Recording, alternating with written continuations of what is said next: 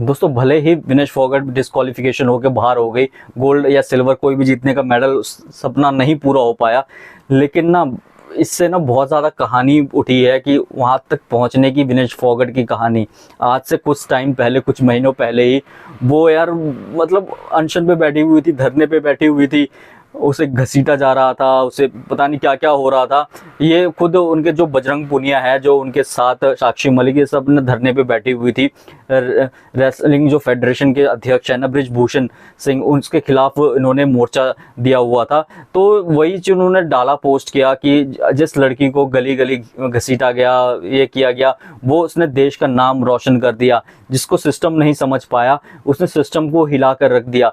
तो ये कहानी थी विनेश फोगाट की। कहानी कोई वो नहीं है यार, ऐसी सिचुएशन में आके उसकी कहानी स्टार्टिंग से आप देखिए ना। 2016 ओलंपिक में उसको ओलंपिक के बाद उनसे बैन कर दिया गया, फिर रियो ओलंपिक में उस इंजरी की वजह से बाहर होना पड़ा, फिर उसके बाद यहाँ पे क्वालिफिकेशन में आके इतना मेहनत करके, क्योंकि उससे पहले जो सफ़र हुआ था ना, जो ये धरने हुए थे, जो वो हुआ था, उसमें बहुत ज़्यादा तस्वीरें ऐसी निकल के सामने आई थी ना जिसने पूरे देश को हिला के रख दिया था। रेसलर के साथ ऐसी चीज़ें हो रही थी, मतलब सीधा लाठीचार्ज या फिर उन्हें जेल में डाला जा रहा था, बहुत चीज़ें हो रही थी यार, बहुत धक्का मुक्की, बहुत बातें हुई थी इन दिनों, पूरा देश हिला हुआ था। तो वहाँ से निकल के यहाँ तक प्लेटफॉर्म पे पहुंचना और फिर बैक टू बैक 2 मैच जीतना, क्वार्टर फाइनल और सेमीफाइनल, पहले वर्ल्ड नंबर 1 को हराना, फिर जो कि जो ब्रॉन्ज मेडल चैंपियन है ओलंपिक की उसको हराना, पहुंचना, सीधा फाइनल में जगह बनाना और सीधा गोल्ड पे निशाना साधना।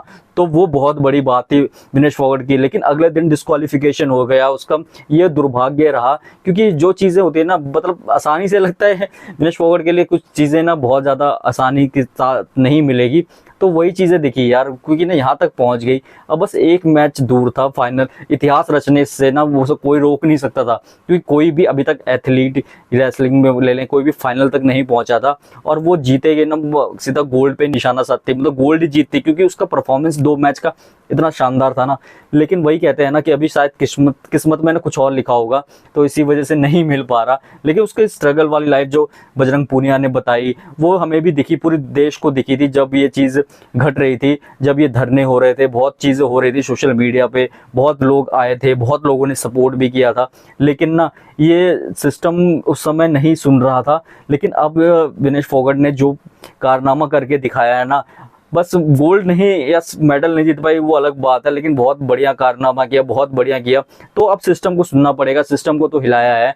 तो वो चीज़ें बहुत ही, इसका सफर ना बहुत ही ज़्यादा था, डिप्रेशन वाला सफ़र था, बहुत चीज़ें हुई इस बार हुआ। लेकिन ना इसके बाद भी बंदी ने प्रैक्टिस करना नहीं छोड़ा और लड़की लड़ती रही और यहाँ तक पहुँचना किसी भी एथलीट के लिए, ओलंपिक जैसे बड़े प्लेटफॉर्म में क्वालिफाई करके, इतने सारे लोग होते हैं, कंपटीशन भी बहुत है, यहाँ तक पहुँचना एक बहुत बड़ी बात होती है। उसके बाद फाइनल में जगह बनाना, ये और भी अपने आप में बड़ी बात होती है।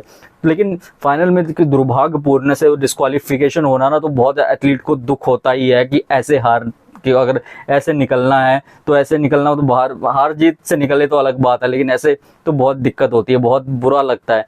दोस्तों आपका क्या कहना है, कमेंट करके जरूर बताएं। वीडियो अच्छी लगी वीडियो को लाइक, चैनल को सब्सक्राइब जरूर कर दें।